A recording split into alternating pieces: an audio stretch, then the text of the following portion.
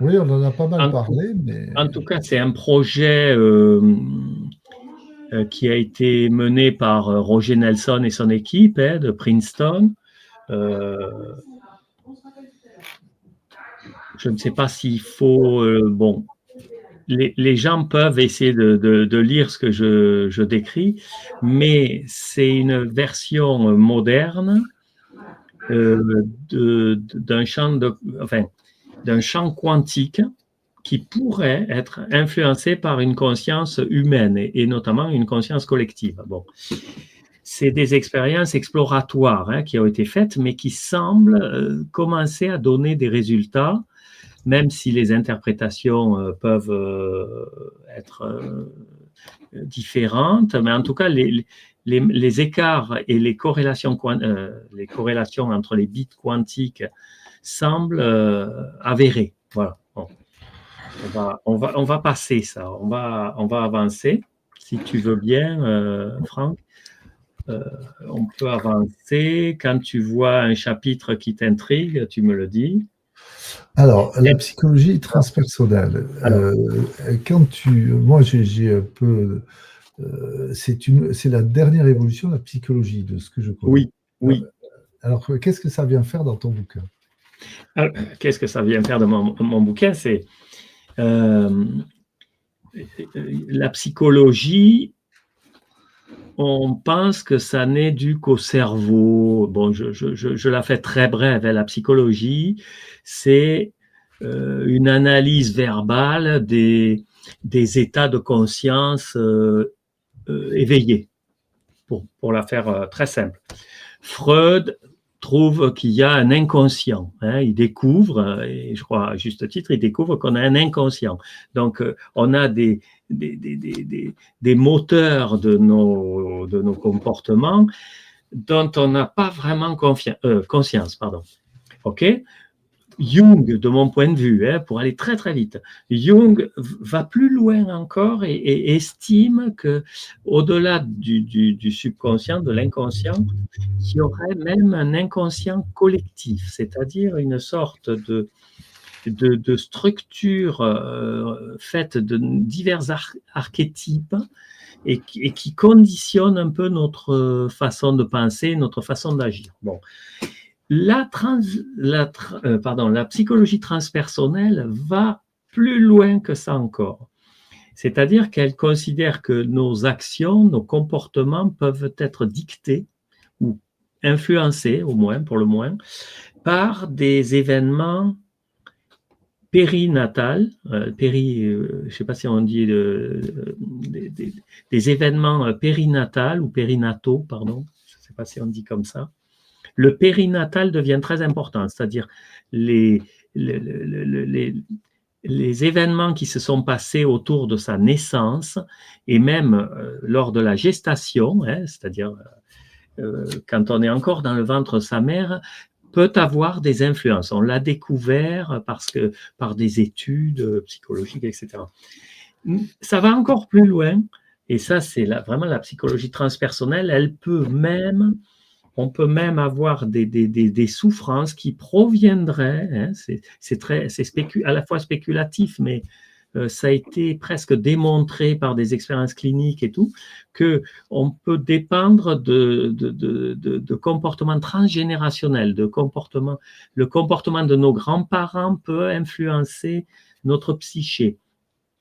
Et on va encore plus loin, on peut même imaginer que des personnages hors de notre lignée, on pourrait parler de réincarnation, si on veut, mais réincarnation, incarnation multiple, moi, j'ai pas vraiment d'avis sur ça, mais il y a un sujet véritable. Il y a beaucoup d'expériences de psychologie qui ont montré des influences pour le moins étranges. Donc, j'en parle et je cite un exemple, par exemple, qui est cité par Stanislas Grof, qui est un des grands fondateurs de cette psychologie transpersonnelle. C'est important parce que s'il y a un champ quantique, encore une fois, on vise une exploration de ce fameux champ sous-jacent au monde. Et plus on aura de faits, avérés ou suspectés, et plus le modèle qu'on va pouvoir faire, le modèle physique, modèle scientifique, sera enrichi de toutes ces expériences. Voilà. C'est pour ça que je parle de la psychologie transpersonnelle, parce que là, pour le coup, s'il y a un champ substrat, on peut l'influencer, il peut nous influencer. Voilà. C'est très spéculatif, je le reconnais, mais ça commence depuis 20, 30 ans, 40 ans à être documenté, expérimenté, expériencé. Hein, des gens vivent de véritables phénomènes qui relèvent de la psychologie transpersonnelle. Voilà. Donc, je les prends pour le moment pas pour des,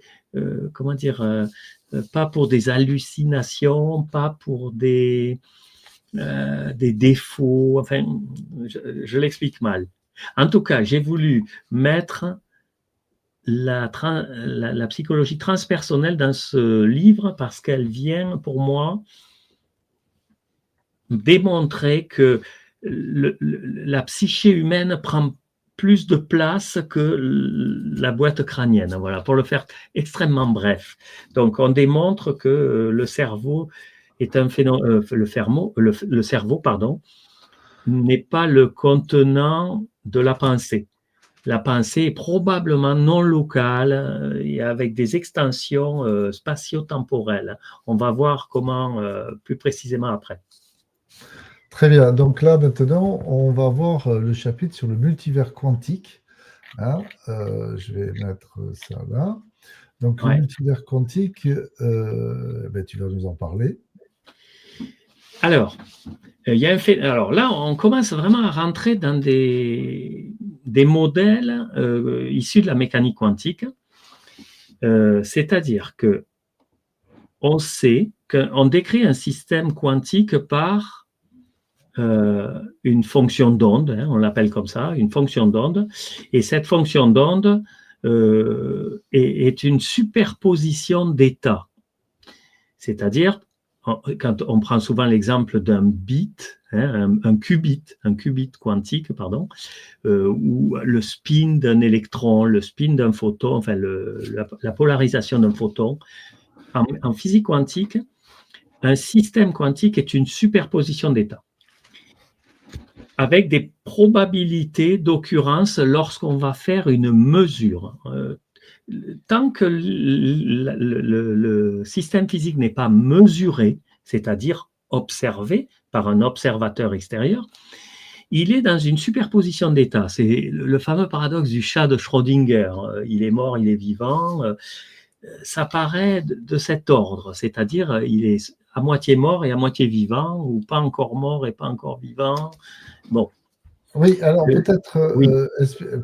parce que là, tu donnes des notions. Moi, j'ai entendu parler du paradoxe, de l'expérience de pensée du chat de Schrödinger, mais je pense que ça serait bien que tu nous l'expliques un peu en détail, parce que alors. Tout le monde en parle comme s'il la connaissait bien. Toi, tu es un scientifique, tu la connais, quoi. Tu peux nous la raconter, cette histoire. Alors, pour un électron, il peut avoir un spin up, un spin down. Donc, il se trouve dans une superposition d'états spin up ou spin down, hein, quand on mesure avec un aimant, etc. Enfin, bon.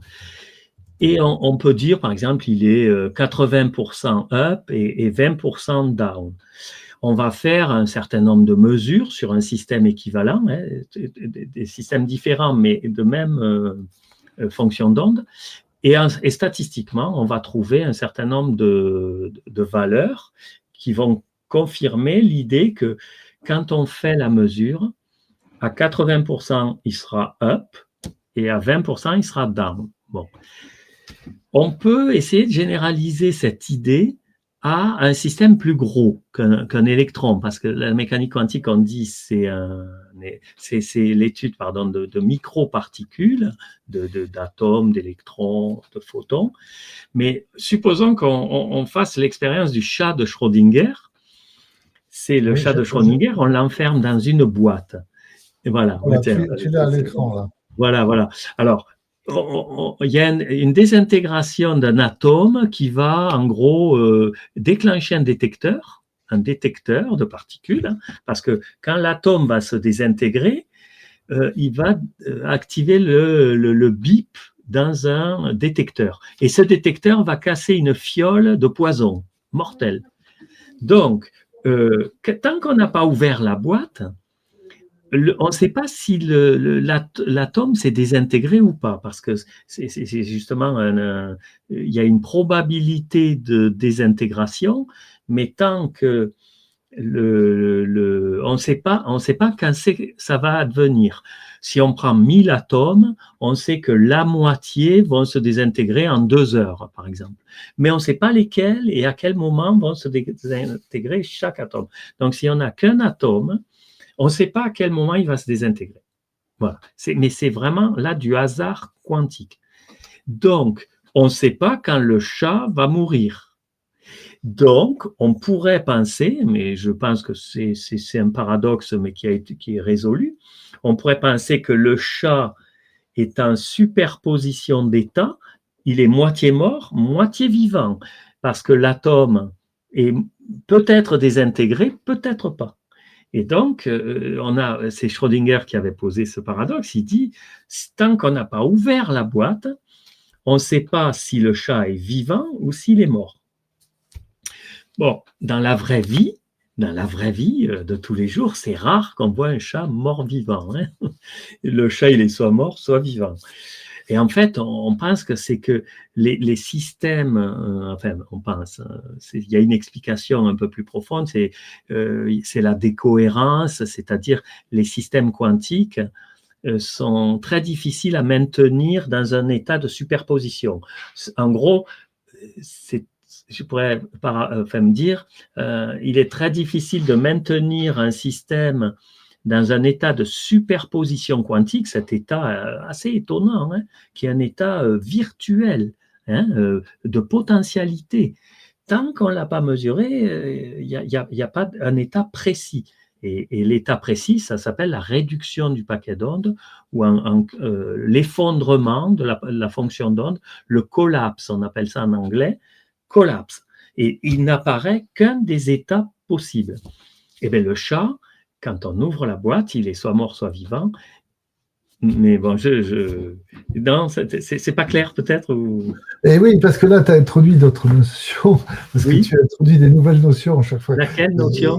Et la notion de l'effondrement de la fonction d'onde. Alors, justement, est-ce que tu peux nous en parler un peu plus? C'est à la base de la mécanique quantique. Oui. La mécanique quantique, elle dit, on peut décrire un système physique, un objet physique, à partir d'une équation d'onde. Cette équation d'onde, pour révéler une mesure, pour pratiquer une mesure sur cet ensemble, on va faire ce qu'on appelle agir un opérateur de projection qui va faire apparaître un des états possibles. Mais tant qu'on n'a pas fait cette mesure, c'est-à-dire tant qu'on n'a pas ouvert la boîte pour regarder la particule, elle est en état de superposition. C'est cette propriété qu'on utilise dans les ordinateurs quantiques. On les laisse travailler et à la fin, on mesure. Donc, cette mesure, ça s'appelle la mesure et elle est décrite soit par le processus qu'on appelle la décohérence, donc, ou l'effondrement de la fonction d'onde. L'effondrement, ça veut dire qu'il y a plusieurs états possibles, probables, avec des densités de probabilité, et un seul apparaît. Alors, on est très étonné parce qu'on se dit, on regarde un objet physique, un système physique, et c'est le fait de le regarder qui le rend réel. C'est très étrange, c'est véritablement une des difficultés de la physique. J'ai mis un schéma, tu as vu? Oui. Est-ce que ça illustre ce que tu dis? Oui, c'est ça. Tant que c'est une onde de particules, hein, une onde mathématique, une fonction d'onde, elle est répartie en plusieurs états possibles ou probables, probables ou possibles ou potentiels, mais ça n'est que lors de la mesure, c'est-à-dire vraiment quand on fait interagir la particule avec un appareil de mesure, et donc c'est l'observateur qui met cet appareil de mesure devant le nez de la particule, si on peut dire, et révèle un seul des états. Il y avait plusieurs états possibles, ça s'effondre, il en reste qu'un. Et on ne peut pas prévoir quel état va rester. On peut prévoir statistiquement, c'est-à-dire sur 1000 expériences, ça va se répartir suivant des probabilités précises, mais si on fait qu'une expérience, ça va tomber à 80% là, 20% là. Et... Là, tu as vu, j'ai mis les doubles fentes Oui. de Young. Tu en as parlé tout à l'heure, je crois. Oui, de Young. Est-ce que ça illustre l'effondrement de la fonction d'onde? Alors, là, les doubles fentes de Jung, alors c'est plus le Jung le psychologue, c'est le Jung le physicien, ça s'écrit pas pareil, hein. C'est Y-O-U-N-G. Hein. Donc, à pas confondre, hein, Jung et Jung. Et c'est Jung. N'oublions pas, on est toujours dans ce chapitre, on essaie de comprendre ce que tu annonces comme étant le multivers quantique. Hein. Oui. C'est pour ça qu'on... Alors voilà, donc, en fait, un système, en mécanique quantique, un système est décrit par plusieurs possibilités d'états. Et on prend une superposition de tous ces états, qui s'appelle une somme. Hein. Quand on dit superposition, on les ajoute. Et on a une fonction d'onde globale. Le multivers, il propose une autre interprétation à l'effondrement. Parce qu'on se dit pourquoi le système il est en plusieurs morceaux, si on peut dire, plusieurs états possibles, et quand on en mesure un, c'est un des états qui se révèle. On se dit peut-être que les autres états qui n'ont pas totalement disparu et continuent dans une sorte d'embranchement d'univers et continuent, et on appelle ça, il y a une création d'un multivers, c'est-à-dire moi je mesure et je me trouve dans l'univers, on va dire, de Alain, et il y a toutes les autres possibilités de la fonction d'onde qui vont continuer et ne pas s'effondrer au sens de disparaître. Et c'est ça qu'on appelle le multivers. Et l'univers part dans toutes les branches possibles à chaque instant. Donc ça fait une multitude d'univers parallèles. Alors, j'ai trouvé une image qui illustre ce que tu dis. Et je vais essayer de la mettre parce que je pense que c'est très parlant. On ouvre la boîte. Ouais, voilà. Là, on a plusieurs fois la planète Terre, mais qui vit dans c'est l'image que j'ai. Moi, je ne crois pas du tout à ça. Ah. Alors, pourquoi tu en parles? Ah, mais j'en parle parce que c'est une des interprétations du multivers. D'accord. Mais je pense, j'ai l'intuition, hein, c'est mon avis, c'est mon intuition.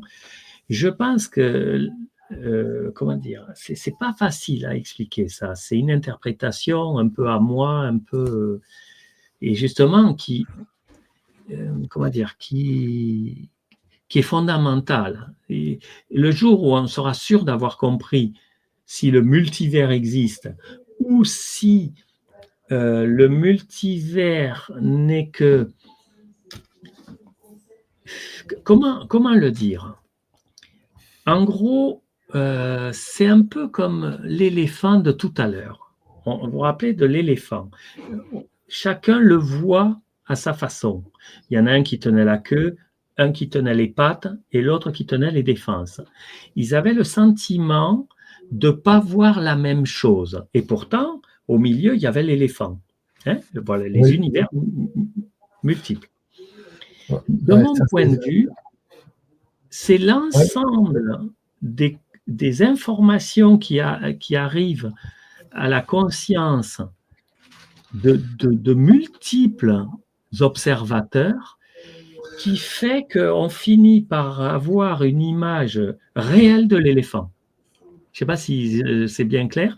En gros, les diverses versions de l'éléphant, un qui tient la queue, un qui tient une patte, un qui tient une oreille et un qui tient la trompe, sont des projections diverses du même objet, l'éléphant. Et bien, de mon point de vue, un système quantique, c'est ça. C'est un objet qui est constitué d'une multitude de potentialités qui se mesurent chacun par des... Et en fait, c'est finalement quand on a circonscrit ou observé l'ensemble des valeurs de cet objet, alors là, on a l'objet, il est devenu dur, au sens il existe, il est. Avant, il était dans un monde de potentialité. Et donc, moi, c'est un peu mon interprétation. Et la conscience est d'autant plus, elle fige d'autant mieux un système physique qu'elle est observée par une multitude d'observateurs. Voilà. Ça, je ne sais pas si c'est la bonne interprétation, mais c'est la mienne. Parce que imaginez des multivers qui se séparent en milliers, des milliers de milliers de milliers. On n'a aucune idée de comment ces multivers pourraient interagir entre eux. Ça n'a jamais été observé. C'est très spéculatif. Bon, c'est pas mon idée. Mon idée, elle est un peu différente. Très bien. Voilà. Je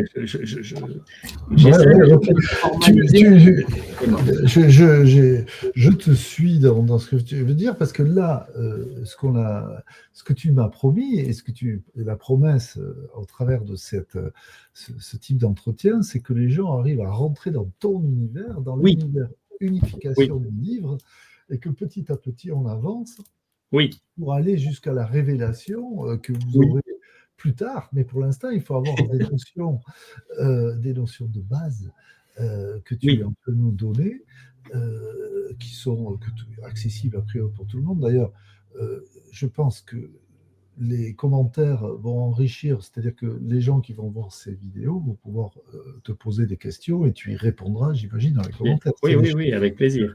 Qui ne sont pas assez clairs. Et alors là, maintenant, je pense qu'on a compris plus ou moins ce qu'était le multivers quantique. Je reviens vers ton livre et on va revenir donc sur le... Alors, il faut que j'enlève le livre précédent pour voir le livre. Voilà. Ok, là, on va revenir donc sur le chapitre, je reprends des matières, on était dans le multivers quantique, on va aller maintenant dans le 100e singe. Alors voilà, c'est le dernier, non, c'est pas le dernier, on a encore un chapitre. C'est le dernier point de ce sous-chapitre. Oui. C'est le 100e singe. Pourquoi tu parles maintenant du 100e singe après avoir parlé du multivers quantique? Alors, tu nous parles du 100e singe. J'explique en quelques mots comment j'entends le 100e singe. Il y a un explorateur, je la fais brève et peut-être très approximative, mais en gros, il y a un explorateur qui observe, il va sur une île et il donne à manger à des singes, je la fais approximative, il donne des noix de coco tombées dans le sable. Mais les singes, ils n'aiment pas manger les noix de coco avec du sable, c'est très désagréable. Donc, il y a un des singes qui apprend à passer la noix de coco dans l'eau, donc de nettoyer, d'enlever le sable, et il peut la manger. Il apprend à ses petits, à ses amis, à ses congénères, et curieusement, il observe quelques jours après que les singes d'une autre île savent déjà nettoyer les noix de coco. Et peut-être ne savaient pas, je ne sais pas si ça a été vérifié, mais ne savaient pas le faire avant. Bon, ça paraît un peu curieux comme histoire. Mais ça voudrait dire, en gros, qu'il y a un champ morphogénique, c'est Rupert Sheldrake qui émet cette hypothèse. Il y a les singes partagent un champ morphogénique, c'est-à-dire un champ comparable, assez proche de ce point de vue-là du concept d'inconscient collectif de Jung. qui va structurer le comportement du singe, alors même qu'il n'a jamais appris à nettoyer les noix de coco, puisqu'il n'habite pas l'île où les premiers singes ont appris, mais il se trouve dans un champ, et là on est vraiment dans un champ qui dépasse, qui a une amplitude supérieure à l'île. C'est un champ qui prend toute la dimension de l'univers, si on peut dire. J'irais jusqu'à dire que tous les singes de l'univers savent nettoyer les noix de coco dès lors qu'un a appris. Attention, il faut le prendre, c'est subtil comme idée. Donc on appelle ça le champ de résonance morphique, c'est-à-dire les singes, avec leur niveau de conscience, leur niveau de compréhension du monde, leur niveau même inconscient, définissent un champ au vrai sens du terme, au vrai sens du terme physique du terme, c'est-à-dire c'est un objet invisible, mais qui incline les particules de matière, ou les incline à réagir d'une façon ou d'une autre, à aller à gauche, aller à droite, à tomber.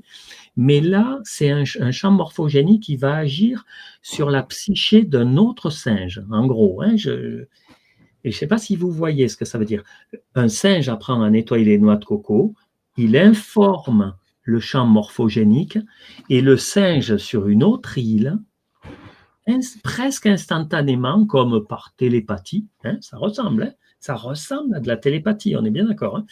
Il apprend à nettoyer les noix de coco. Il sait nettoyer les noix de coco parce que sa psyché est conformée par ce champ morphogénique. Voilà. Alors là je viens de tomber sur, justement, en cherchant pour illustrer ton propos, sur Bernard Werber, qui, en 3 minutes, on peut le laisser, je peux le mettre. Ah oui, s'il sait l'expliquer, je ne sais pas si on a la même explication, mais c'est comme ça que je le sens. Voilà, donc là, je vais ajouter donc alors, je ne vais pas ajouter le fichier vidéo, on va les dire, je vais partager carrément ma page vidéo où se trouve, parce que là, ça va être plus simple. Tu vas avoir, donc je vais arrêter le partage. Je vais faire un nouveau partage d'écran. Je vais faire voilà, partager. Tu l'as à l'écran? Je ne sais pas. Non, là, je ne le vois pas. Oui. Attends, je vais l'ajouter. Voilà. Là, tu vas avoir, je vais le mettre en plein écran. Ah oui, d'accord. Werber, il est très branché sur ça. On va écouter. On va écouter. Du coup, on reproduit les mêmes schémas qui ne fonctionnent pas et qui emmènent aux mêmes conséquences désastreuses. Alors Quentin, pour prendre un peu de distance avec l'actualité tout en essayant de trouver un outil pour mieux la comprendre, je voulais vous parler de la théorie du 100e singe. Cette théorie vient de l'observation de macaques du Japon. Vous savez, ces singes aux longs poils argentés et au visage rose qui figurent sur beaucoup de calendriers ou de posters où on les voit immergés dans de l'eau au milieu de jolies vapeurs rasantes. Ces singes étaient observés sur l'île de Koshima, au sud de l'île de Kyushu, par des scientifiques japonais. Ces derniers les nourrissaient avec des patates douces dont les animaux raffolaient.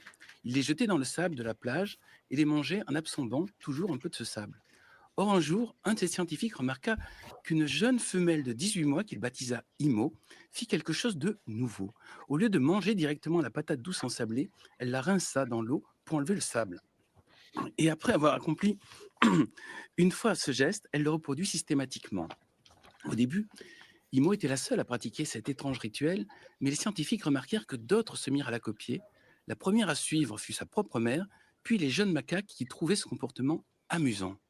Puis toutes les autres femelles, mais certains étaient réticents. C'étaient notamment les vieux mâles qui faisaient des grimaces et qui poussaient des petits cris hostiles chaque fois qu'ils voyaient un membre de leur groupe rincer la patate douce avant de la manger. Malgré tout, le nombre de singes qui pratiquèrent ce rituel se mit à augmenter, jusqu'au jour où ce nombre atteint le chiffre de 100. Dès lors, il y eut une sorte de bascule, ce qui semblait au début scandaleux puis agaçant et ne touchant qu'une minorité de pionniers, devint normal, puis une évidence au point que même les vieux mâles finirent par adopter ce comportement. Encore plus étonnant, certains macaques d'îles éloignées, n'ayant aucun contact avec celles de la tribu d'Imo, se mirent dans une période proche à eux aussi laver leurs patates douces. Comme si lorsqu'un nombre critique d'individus à un même moment avait une prise de conscience, et ça s'est passé par exemple pour l'homme au moment de la découverte du feu et de la découverte du tissage. Mais alors Bernard, est-ce qu'on peut établir un lien entre ces singes et les êtres humains? C'est ce qu'a essayé de faire le sociologue Ken Kais dans son ouvrage nommé précisément Le centième singe. Il a émis l'hypothèse que tout comportement nouveau se heurte automatiquement à une sorte de levée de bouclier des anciens, notamment les vieux hommes qui détiennent l'autorité et qui se considèrent comme les défenseurs des traditions et des règles obligatoires. Au début, le changement ne touche qu'un nombre restreint de curieux, le plus souvent des jeunes, plus souples et plus séduits par tout ce qui est nouveau. Puis les femmes sont elles aussi en général plus intéressées par les comportements différents. En tout cas, un élément vient étayer cette théorie de l'idée d'une idée nouvelle dans l'air qui se répand. C'est la constatation que certaines découvertes ont été faites simultanément dans plusieurs endroits du globe. Mais ça ne peut pas s'accomplir si les forces réactionnaires sont trop puissantes et obligent à reproduire les anciens comportements qui ont peur de la nouveauté. Et pour reprendre une citation d'Einstein, je dirais « Ce n'est pas en améliorant la bougie qu'on a permis l'invention de la lampe électrique ». Alors le monde... Alors, pardon. C'est pas mal, il est sympa. Alors, je disais des noix de coco, ouais, mais c'était des patates douces. Hein. Très bien. Donc là, on reprend le fil. Tu étais en train de parler du centième singe parce que c'est un chapitre important dans ton livre Unification, la théorie du centième singe. Bon, là, c'est une version plus sociologique qu'autre chose qu'il a donnée, j'ai l'impression, cet écrivain. Oui, mais il précise bien que sur d'autres îles, c'est ça c'est là que le côté magique intervient. Comment les autres sur une autre île, ils savent laver, rincer les patates douces. C'est là qu'est la clé du truc. De mon Comme s'il y avait un champ qui reliait l'information. Un champ morphogénique qui génère une forme de comportement plus loin, mais plus loin, beaucoup plus loin. C'est-à-dire hors de toute portée des relations physiques traditionnelles, du transport d'informations tel qu'on le connaît dans la physique classique, physique quantique même. Très bien. C'est ça qui est crucial, hein, de mon point de vue, pour aller vers ma théorie, le modèle que je vais exposer tout à l'heure. Très bien. Donc, on va revenir sur ton livre tout de suite. Donc là, il est où ton livre? Je vais te le mettre, on va reprendre les points, voilà. Donc, ici, on était sur la théorie du centième singe.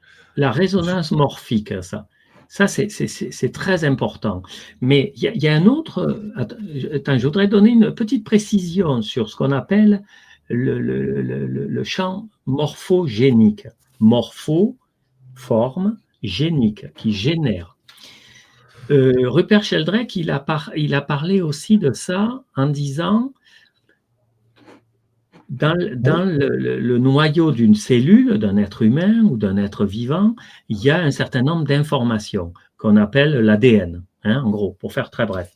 L'ADN, il contient un certain nombre de séquences qui codent des protéines, c'est-à-dire des morceaux d'un corps humain ou animal.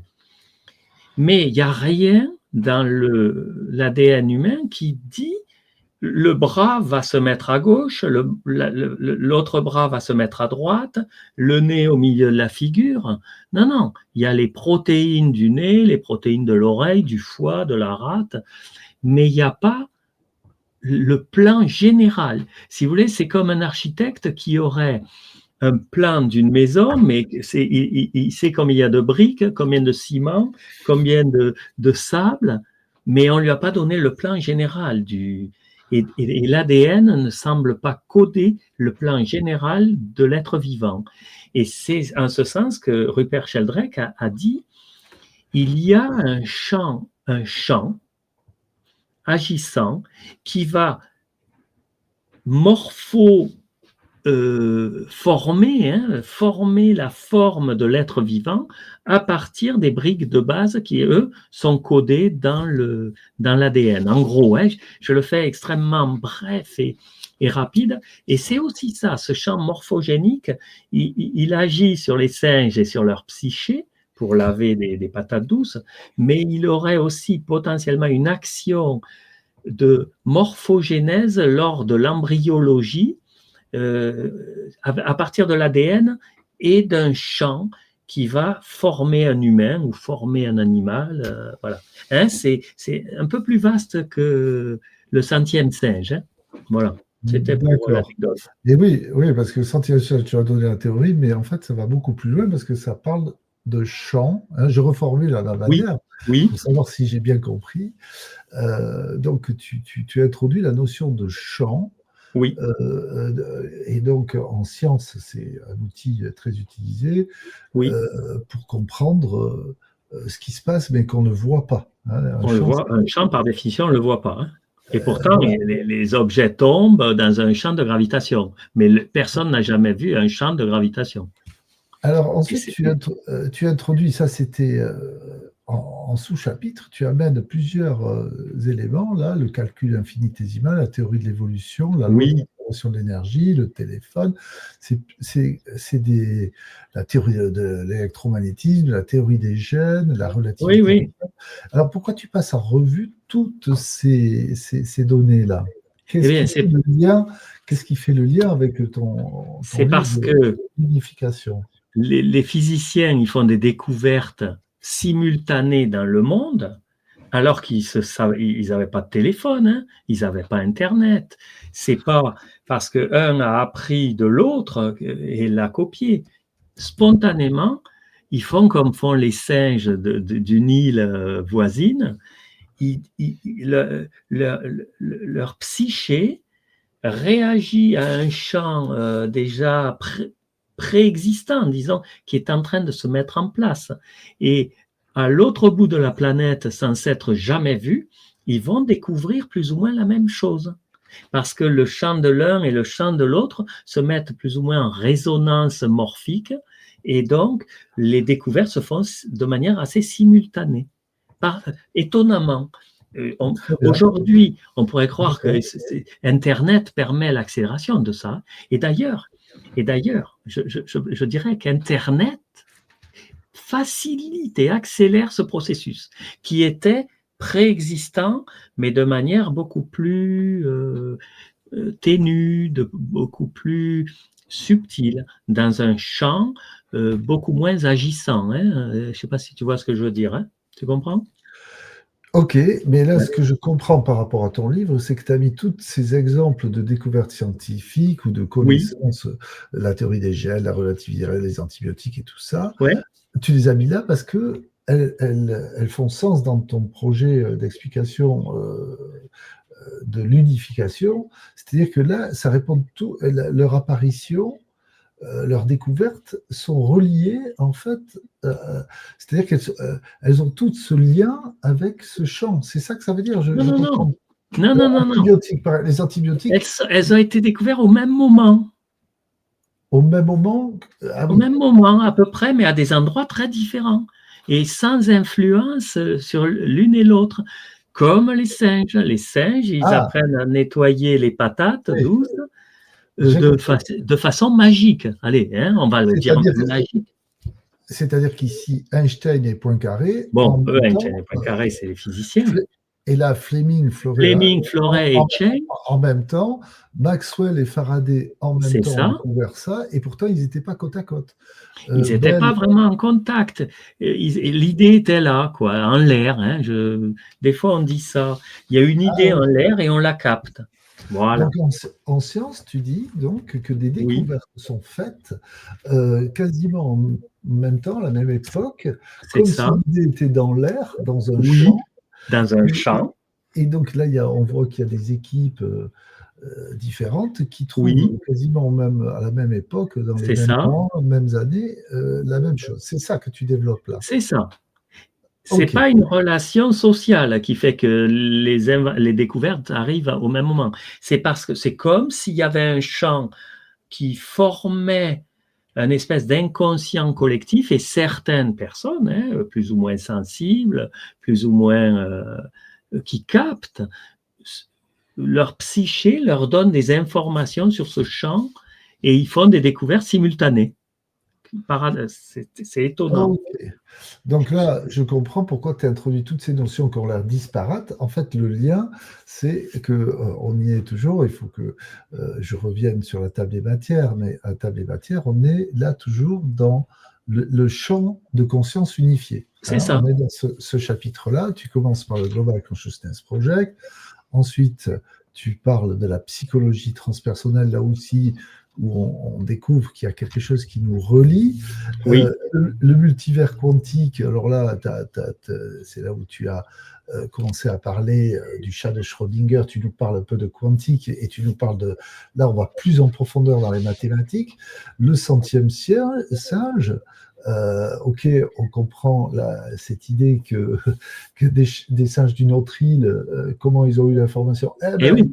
Il y aurait un champ, ça c'est Rupert qui en parle. C'est ça. La science nouvelle religion, on y arrive. C'est ce qu'on était en train de traiter. Et là, il y a le physicalisme. Alors, tu introduis cette notion du physicalisme. Je vais te laisser nous la présenter. Alors, c'est pas fondamental. Là, il y a la science comme étant une nouvelle religion.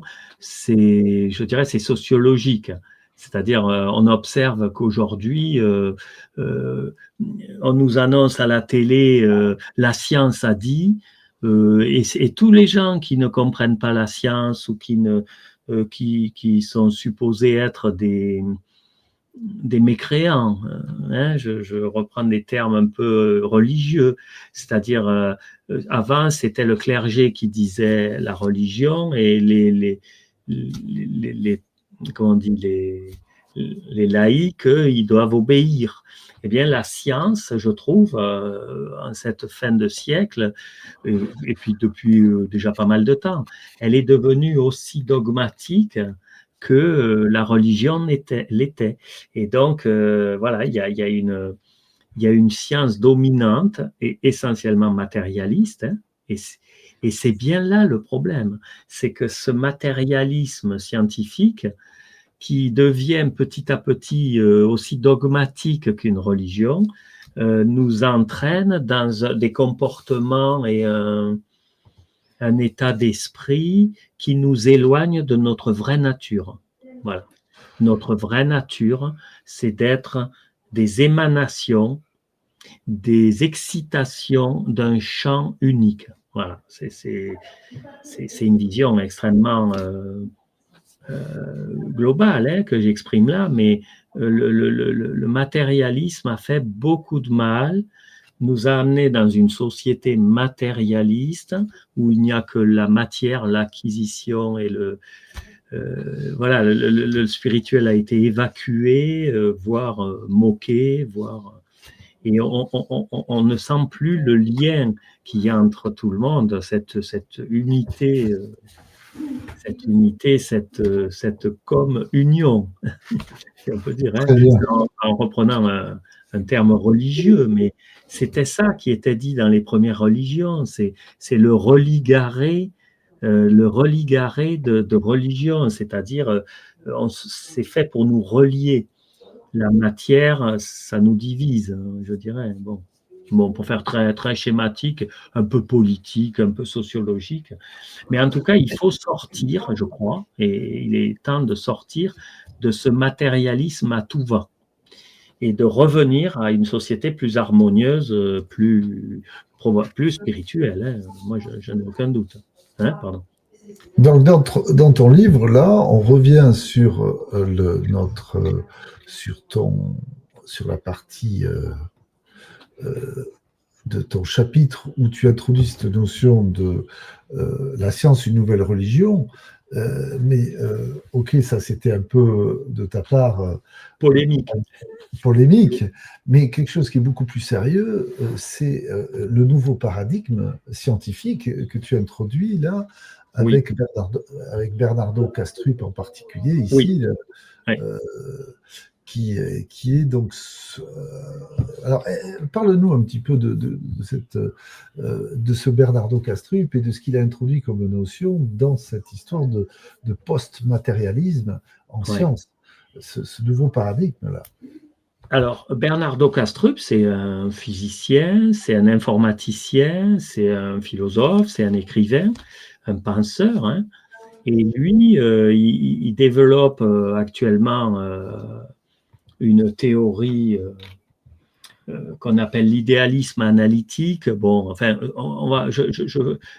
c'est des mots, mais il faut percevoir ce qu'il veut dire par là. Donc, Bernardo Kastrup commence à avoir un bel écho, même dans les milieux scientifiques. Est-ce que tu peux nous dire qui il est? Alors, c'est un physicien hollandais qui a travaillé au CERN, hein, qui est à Genève. Là, il y a Bernardo Kastrup, il a une 50aine d'années. Il est philosophe, informaticien, d'origine brésilienne, tiens, je ne me rappelle plus. Bon, et il a écrit 2-3 livres, notamment sur l'idéalisme analytique. Mais je ne peux pas résumer tout à fait sa pensée, mais en gros, lui, il est dans la thèse où il y a un objet sous-jacent à l'espace, au temps, à la matière et à l'énergie, qui est un champ relationnel. Ça, c'est vachement important. Parce que, en fait, toute la physique, voilà, c'est lui. Toute la physique, alors Essentia, Fondation Essentia, c'est très très bon. Il y a de grands penseurs, de grands physiciens, vraiment, il emporte avec lui, Bernardo Kastrup, il emporte avec lui toute une communauté de gens qui sont tous sauf des gogos, quoi. Je veux dire, s'il y a encore des scientifiques qui pensent que c'est les gogos qui pensent la spiritualité comme étant un champ universel de conscience. Les perchés. Les perchés. Quand tu dis les gogos, moi je dis les perchés. Tôt ou tard, ils se retrouvent, de mon point de vue, hein, mais tôt ou tard, ils se retrouveront dans la pensée archaïque. C'est eux qui seront dans la pensée archaïque parce qu'ils n'auront pas vu l'évolution qui explose. Hein, là, parce que les singes, ils savent nettoyer les patates douces, mais nous, on comprend les fondements du réel et avec Internet, et les publications et les comparaisons et les équipes de recherche, là, ça va beaucoup plus vite. Donc, on est dans une phase qui va peut-être durer 10 ans, même pas. Ou, bon, peu importe, qui pourrait durer 50 ans, mais peut-être 10, peut-être 5. Donc, je pense qu'on est dans une grande transition. Voilà. Bon, donc là, tu nous as parlé de ce changement de paradigme avec Bernardo Kastrup, mais pas qu'avec lui. Je voulais rajouter un truc, pardon. Un truc très important en physique, il y a quatre éléments. L'espace, le temps, la matière et l'énergie. Je crois l'avoir déjà dit. L'espace-temps ont été unifiés. La matière et l'énergie sont unifiées par la relation E égale mc2. Énergie égale masse. Il y a un 5e élément qui apparaît, qui est l'information. Et donc, dans le mot information, il y a informer. Le champ morphogénique, il donne une forme. Bon. Donc, curieusement, ça résonne avec les penseurs grecs qui parlaient de l'éther, du 5e élément, de la quintessence. Moi qui suis alchimiste, le mot quintessence résonne très fort en moi. Et donc, l'information s'est imposé petit à petit dans des visions de physiciens comme le 5e élément le plus important finalement, puisque au-delà de la matière et l'énergie, il donne la forme, informer. Voilà. Et donc ça, c'est ça qui fait penser de plus en plus que les soubassements du monde, hein, les fondations du monde ressemblent plus à quelque chose qui pense, qui manipule de l'information ou qui informe, donc qui donne une forme. Et ce champ-là, c'est le champ informationnel. Voilà. Je voulais le dire. Voilà. Là, j'ai trouvé le livre de Jean-Pierre Marty. Tu en parles, je crois, dans ton livre. Non, Non. je ne connais pas Jean-Pierre Marty, mais c'est ça, Non. c'est un champ invisible. Je vois de nouvelles visions de l'invisible. Oui, par définition, un champ est invisible, mais il est agissant. Il Très bien. structure le monde, il l'informe, il lui donne une forme. Ok, donc on reprend le fil du Oui, livre, le physicalisme, le matérialisme et le panpsychisme. Donc Bernardo Castrup aborde un peu tout ça, tu nous en as parlé. oui. Là, tu parles de l'information. Alors tu disais que tu étais un alchimiste et donc là, la quintessence dans tout ça, qu'est-ce que c'est pour un Alors, alchimiste? la quintessence, Hein? alors, chez les Grecs, les mystiques grecs, et notamment l'école de Pythagore, ils prenaient la quintessence pour un élément qui structure le monde, si on peut dire, parce que les atomes, bon, on sait que les lois, l'électromagnétisme et les lois de la gravitation déjà structurent et conditionnent la formation du monde, mais on sent qu'il y a un champ plus primitif que ça. Voilà. Bon. Et donc, la quintessence, c'était déjà, chez les Grecs, une sorte de pensée, alors, on pourrait dire magique, pourquoi pas, mais une magie que peut-être un jour on expliquera. Une Ok, pensée magique qui donne des... Et alors, il y a la notion de signification, de sens. Les choses acquièrent du sens. Ça, c'est important. Et on en reparlera. On en reparlera. d'accord, ok. Donc ici, on a abordé ce chapitre sur le changement de paradigme, moi je l'appelle comme Oui, ça, que oui, tu introduis là. oui, oui. Et là, on passe à quelque chose d'un peu mathématique. Je vois qu'il y a j'ai étudié dans ma vie professionnelle beaucoup de réseaux. Alors, tu parles des réseaux parce que Alors, tu commences à parler des réseaux là. voilà, Oui, parce que les dans un graphes. champ d'information, il y a des graphes et tu introduis ces notions de réseau, de graphes. Et voilà. Tu nous en parles? Alors, je vais voir. Bon, dans mon métier, dans ma carrière professionnelle, j'ai traité beaucoup de cryptographie. La cryptographie, c'est bon, j'en parlerai pas plus. C'est manipuler des bits, faire des calculs et tout. C'est très structuré, c'est très mathématique et algorithmique surtout. Maintenant, j'ai étudié aussi beaucoup les graphes relationnels. Les graphes relationnels, c'est des représentations, par exemple un réseau social. Un réseau social, c'est un ensemble de personnes qui sont reliées, soit parce qu'elles se téléphonent, soit parce qu'elles sont dans le même groupe WhatsApp. Et là, ces relations entre personnes, on voit que ce n'est pas une relation électromagnétique qui relie un groupe humain. On échange surtout de l'information, d'accord? Sur WhatsApp, Ouais. si j'attire des gens, c'est parce qu'il y a quelque chose qui les attire intellectuellement ou parce qu'ils veulent parler avec moi et ils vont m'envoyer des messages. Ça, Donc, c'est un graphe relationnel que alors, tu as mis dans tout ton à fait. livre. Voilà, je suis spécialiste de ces graphes-là.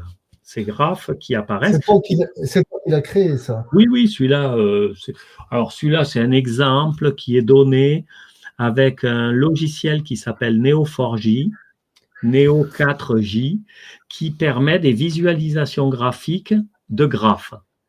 C'est deux choses, un graphe. C'est un graphique, un joli dessin, mais c'est aussi un ensemble de relations entre objets. C'est deux choses à la fois, il faut bien le voir. Ça, c'est la représentation graphique d'un graphe. D'accord. Ok. Donc, Internet est un graphe relationnel. On pourrait ok. le représenter sur un écran comme des ordinateurs reliés entre eux. Mais ce qui est important, c'est qu'ils échangent de l'information et ils sont en lien. Et là, ce genre de représentation, ça s'appelle RDF, Resource Description Framework, et c'est basé sur sur des ontologies. C'est du web sémantique. Ça permet de mettre des bases de données en relation, des bases de données réparties sur Internet en relation, et que les machines, les ordinateurs se comprennent, qu'elles parlent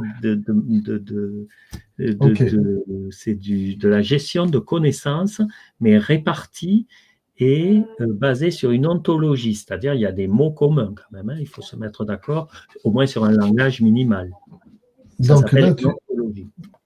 Alors, donc si je comprends bien, là tu nous as mis d'accord sur la notion de mise en réseau, qu'on est tous reliés dans un champ, hein, par...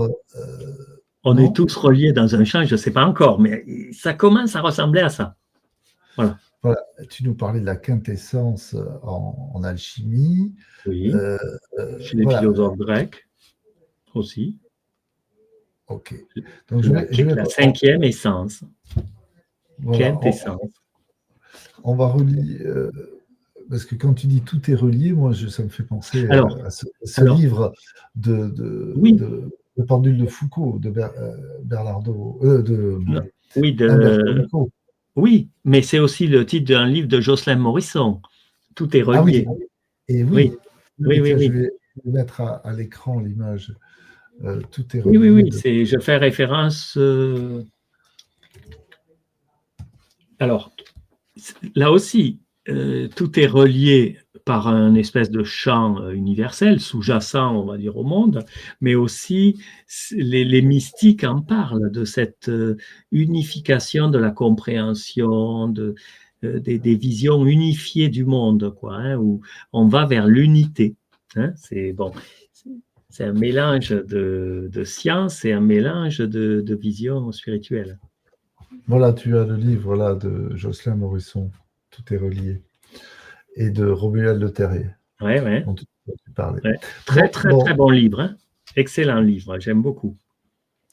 Bon, du coup, on avance sur le livre. Hein. Oui. Donc, parce que pour le moment, on n'a fait que le facile. Et oui, là, on va rentrer dans le langage mathématique. Ici, là, tu commences à introduire des notions mathématiques plus précises avec des formules. Là, on voit le graphe qu'on a vu tout à l'heure. Oui. Là, tu essaies de nous faire comprendre mathématiquement ce qu'est un graphe, ce qui est un réseau d'informations. Oui. Un réseau. Oui, un réseau de relations qui ont du sens. Donc, il commence à y avoir la notion de sens. Et alors, pourquoi tu as mis cette citation de Bernardo Kastrup là je la lis. Kastrup expose une autre vue de la réalité profondément révolutionnaire et beaucoup plus conforme à la science, à notre expérience, l'idéalisme analytique. Selon ce point de vue, nous-mêmes, notre subjectivité et le monde extérieur sont constitués d'esprit, non de matière, tout n'est que conscience. Bon, on revient toujours au même. On revient au Kybalion qui dit tout est esprit. D'accord. Mais alors là, tu relis ça, donc Bernardo Kastrup, tu relis son travail à des théories scientifiques de la grande unification. Non, c'est lui qui en parle ici dans son extrait. Je le cite. Tu le cites et autres. Mais là, tu nous amènes, je crois avoir vu ça plus bas, dans les graphes sémantiques. C'est là où on en était tout à l'heure. Donc, petit à petit, tu nous amènes sur la compréhension de ce qu'est un graphe mathématique. Hein, c'est ça. Un graphe informationnel, hein, appelons-le un graphe informationnel qui a du sens. Alors, un graphe informationnel, c'est qui relie des informations entre elles. C'est ça. Alors, ok. Donc, et les graphes sémantiques, c'est quoi par rapport à... Les graphes sémantiques, c'est les représentations de la connaissance sous forme de liens. Tu peux descendre, descends encore un peu. Alors là, on commence à rentrer dans des explications un peu techniques, hein, ça devient technique. Et là, c'est ma spécialité, c'est-à-dire... Ça, c'est le web. C'est le web, mais le web, pas les machines, c'est l'information qui est dans les machines. Descends encore un peu. Et là, j'aurais pu le mettre plus tôt, ce petit élément, voilà. On appelle des triplés sémantiques, objet, un lien, une flèche, et un autre Ouais. objet. Donc, il y a une relation sémantique entre Socrate et, ça c'est une des premières phrases en mathématiques, c'est A appartient au réel. Là, il y a une notion d'appartenance, hein, je ne sais pas si tu le vois. Et là, on retrouve ça, la même chose là, dans le graphe plus Tout à complet. fait. Là, c'est des graphes de représentation d'informations. D'accord. Donc, en gros, ici, tu nous expliques, là, tu vas dans le détail de l'explication d'un C'est graphe. ça. Et là, C'est le là où tu triplé vas- sémantique. Ok, là, c'est le détail, c'est l'unité d'un graphe, disons, hein, que tu nous donnes Ouais. comme info. Ça, c'est Grothendieck qui en parle beaucoup, parce que là, pour la première fois, j'ai l'impression que tu parles de Grothendieck. Alors là, faut bien clarifier parce que je vais vite, je mélange. Hein, attention, je mélange, mais parce que, en gros, moi, je suis spécialiste, hein, j'ai beaucoup utilisé les graphes de représentation sémantique pour le web sémantique, c'est-à-dire le web qui permet à des machines d'échanger des informations structurées, comme des bases de données. Mais il n'y a pas besoin de bases de données unifiées. Il y a juste, il faut avoir quand même une ontologie minimale. Une ontologie, c'est une première description des objets et de leurs relations possibles. Voilà, c'est tout. C'est ce qui est à l'écran, là. Ça, c'est un graphe. Ce n'est pas une ontologie. Une ontologie, il y en a une un peu plus loin. J'en montre une. Il faut l'avoir vue. Hein. C'est pas très compliqué. C'est pas très compliqué. Une ontologie, c'est la définition d'un langage structuré. Et ensuite, on met des objets et on les relie par ces liens structurants ou structurés. Structurants plutôt. D'accord. Bon, voilà. Donc on reprend et là pourquoi, où on en était. Et pour ne pas mélanger, mais moi j'ai étudié les graphes sémantiques, donc les graphes. Or, la théorie des topos de Grothendieck, les topos de Grothendieck semblent, et d'ailleurs sont des catégories. Un topos est une catégorie, mais une catégorie assez universelle. Hein. Je l'explique le mieux possible parce que je ne suis pas spécialiste de ça. Mais je vais vous raconter une anecdote. J'ai un mal fou à comprendre les topos de Grothendieck parce que c'est des théories mathématiques de très haut niveau. Je n'ai pas le niveau pour comprendre, normalement. Mais j'ai compris qu'en théorie des catégories, on peut les représenter par des graphes. Alors, je suis content, je me dis, tiens, moi, les graphes, je les connais. Dans les graphes sémantiques sur le web, je sais comment ça marche, comment il faut les définir. Et puis un jour, j'ai la joie de parler avec Olivia Caramello, et là, elle me dit, mais Alain, tu sais que j'ai fait un lien, un document et une conférence, donc, qui relie les ontologies du web sémantique avec les topos de Grothendieck. Et là, alléluia, je me dis, waouh, c'est génial, parce que ce que je ne comprenais pas du tout mathématiquement, parce que c'est trop difficile, c'est vraiment de la pensée abstraite de très, très, très haut niveau, mais c'est raccrochable, au moins partiellement, entre, il y a un lien, au moins de ressemblance, puisqu'une catégorie est un graphe, et moi, j'ai beaucoup étudié les graphes. Donc, je n'étais pas si loin que ça de la théorie des topos, mais avec une approche plutôt informatique. Voilà. Donc, j'étais ravi parce que je me dis, je ne suis pas aussi perdu que ça dans mon analyse qui avance, mes connaissances qui avancent, et je suis très satisfait d'avoir trouvé ce document qui est sur Internet, hein, sur le site d'Olivia Caramello. Je le mets en référence. Voilà. Donc, Grothendieck et le web sémantique, ils s'approchent.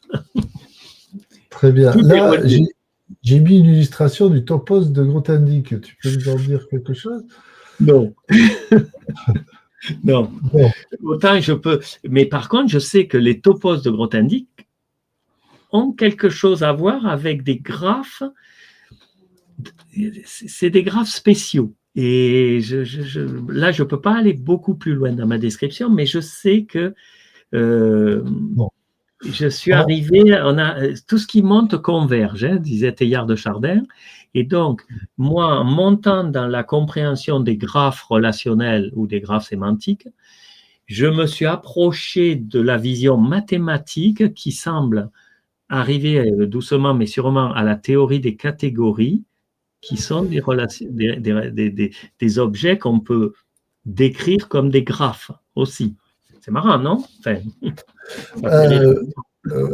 oui, alors moi, là, parce que je rame, là. Je sais pas si Pardon. tu sais, mais, et oui, je rame parce qu'il n'y a que des mots nouveaux pour moi. Ontologie, par exemple, quand tu parles d'un graphe et une ontologie, par rapport à une forme, parce que là, je lis une ontologie dans le contexte du web sémantique, au sens de la norme W3C. Alors déjà, il faut savoir ce qu'est la norme, mais bon. La norme du web, World Wide Web. Oui, oui, mais c'est une description formelle des concepts. Donc l'ontologie est une description formelle des concepts d'un domaine et des relations entre eux.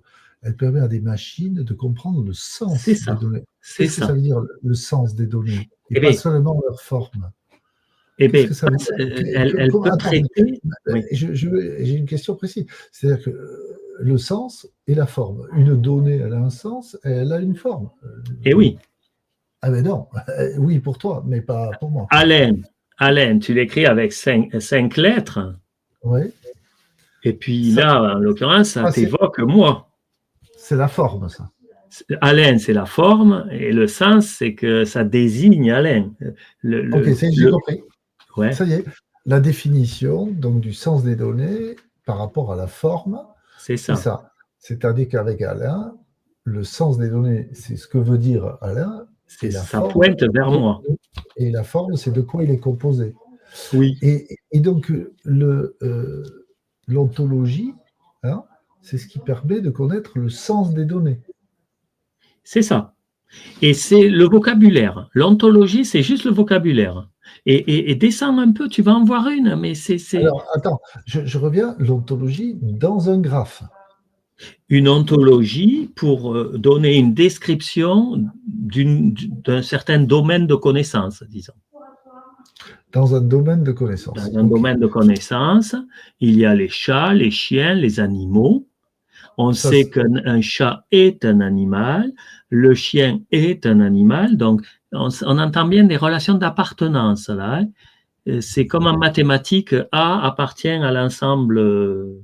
Alors là, tu transformes cette explication verbale en code. C'est ça. Alors là, tu comprends code que c'est lire une machine. Ok, mais là, tu comprends bien que toi, tu vas savoir, une machine, c'est le lire, mais toi aussi, j'imagine, puisque tu l'as écrit. Mais je sais très bien le lire, et tu lis-le, tu vas très bien, tu vas comprendre ce que ça veut dire. Ah, oui, c'est ça. Lis-le, il faut prendre un peu de... Alors, je le lis, XML égale apostrophe 1.0, apostrophe interrogation supérieure à, inférieure à, RDF, 2.RDF. Non. Là, tu fais du B à bas. Mais en fait, non, bon, c'est écrit en version XML 1.0, c'est tout. Non, mais il faut que tu te mettes à notre place. Parce que si je veux bien te mettre à ta place, mais... Ne dis pas que je comprends ça de but en blanc. Non, mais moi, je l'ai étudié et je peux te dire, mais je mets 1 heure à t'expliquer comment tu écris ça. Et dans 1 heure, tu sais l'écrire. Bon, voilà, c'est tout. C'est le B à bas. Ok, mais là, qu'est-ce que tu veux nous dire en mettant ça? Que tu peux transformer une idée de l'ontologie en code? Oui, une idée en langage. Là, c'est des mots. Machine. Langage machine ici, oui. Un langage machine, mais un langage qui c'est lisible par un humain presque. Hein. Presque. Sauf que nous, on a d'autres types de langage, mais bon, là c'est... Quand tu écris, si je te fais montrer du chinois, je te fais voir du chinois. tu ne sais pas le lire. Et un petit Chinois de 4 ans, il arrive, il te dit, ben là, il y a écrit le chat est parti en vacances. Et tu dis, ouais, le petit Chinois, il sait lire il sait lire les signes kabbalistiques. Mais ça, je peux te dire que dans 1 heure, je t'apprends à le lire. Ok, mais j'ai pas envie. Moi, ce que j'ai envie, c'est de comprendre ton livre et comprendre où tu veux nous amener. Parce que donc, je reviens quand même à l'essentiel, c'est qu'on est là pour essayer de comprendre ce que tu nous as mis dans ce livre, qui, si on reste là sur une page brute, on comprend. Par contre, si on prend le sens, la direction où tu nous amènes, je suis en train de comprendre en fait que tu nous as parlé des champs morphiques, des champs de conscience, du multivers quantique, et pour nous amener à comprendre que tout est une organisation, que tout ce qui nous entoure, c'est des champs, et ces champs, c'est de l'information, et qu'il y a des liens entre chacun des points de ce champ, il y a des liens, et que nous, on peut transformer ça, là tu viens de le dire, en quelque chose que les machines aussi peuvent comprendre.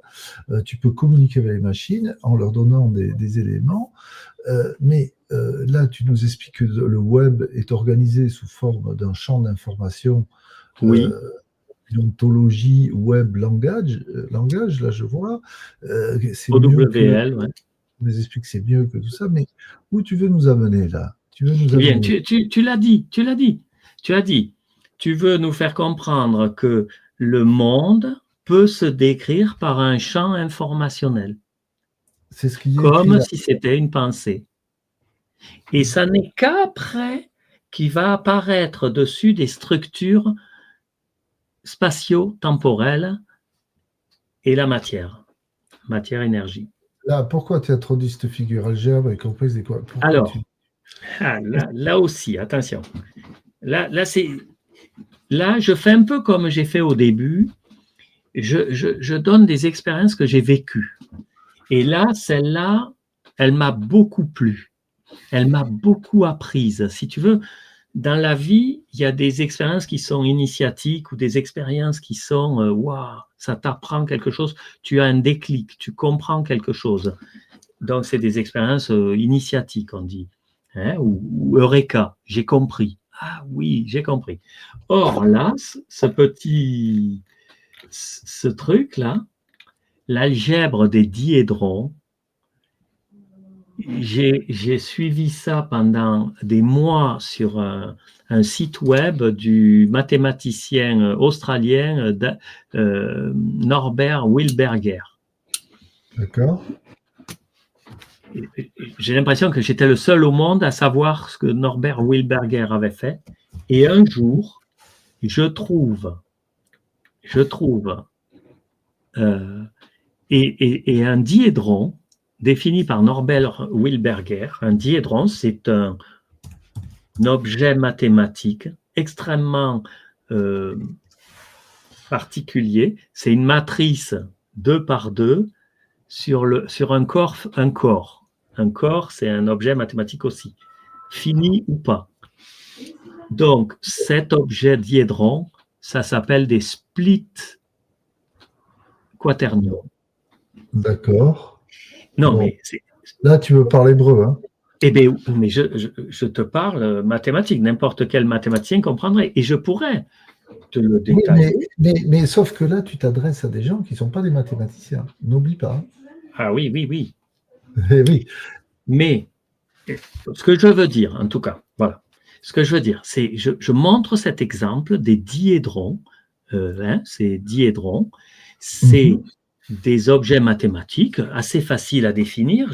Encore une fois, 1 heure et tu comprends. Mais on n'a pas 1 heure.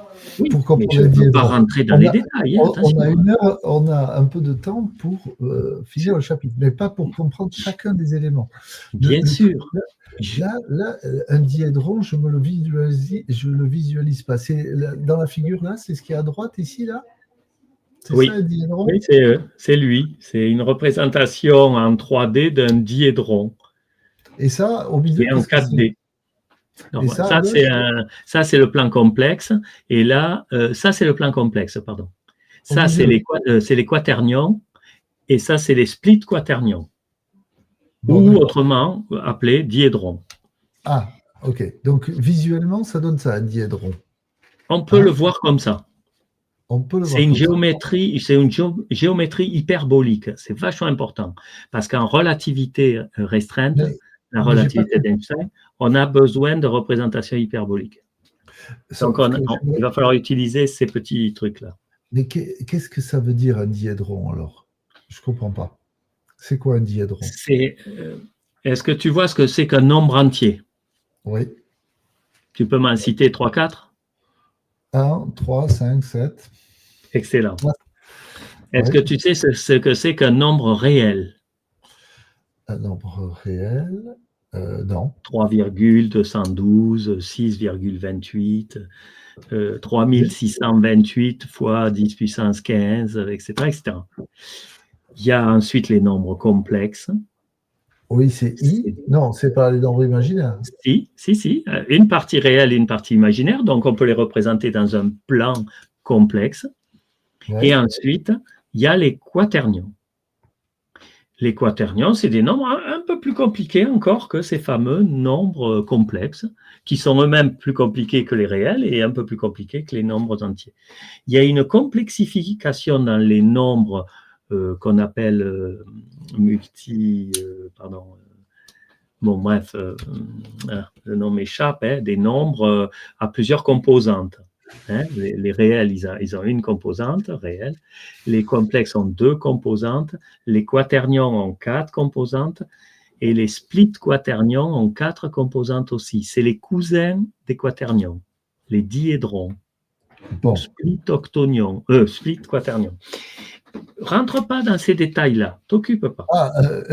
Excusez-moi, c'est toi qui rentre. Hein, parce que là, non, mais tu voudrais que je te fasse comprendre ce que c'est qu'un diédron.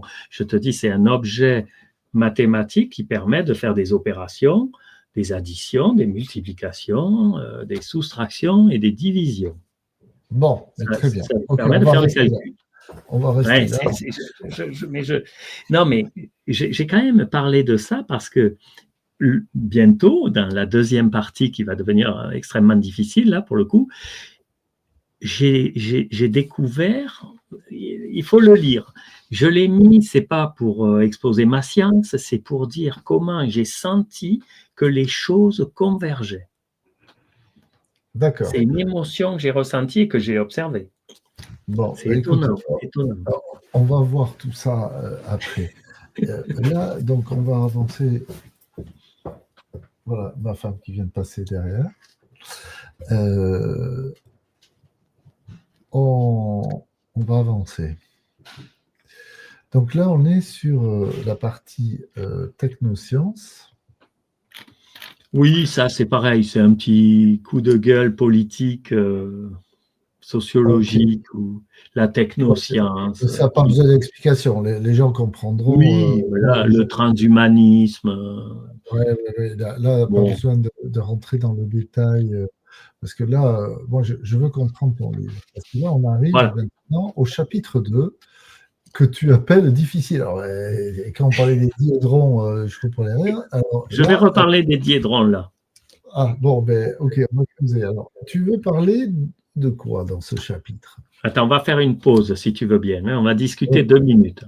Ok, je vais sur pause.